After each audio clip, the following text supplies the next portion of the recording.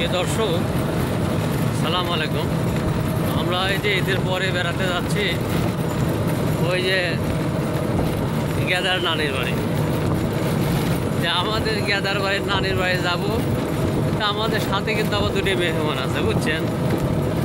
ওগুলো আবার থুয়ে যাব কি জন্যে, এই জন্যে প্রিয় দর্শক এই দেখেন মেহমান করে দেখেন।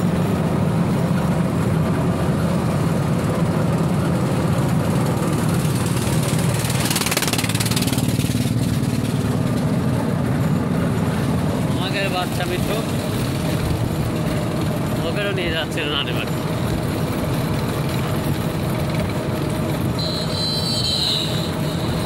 প্রিয় দর্শক,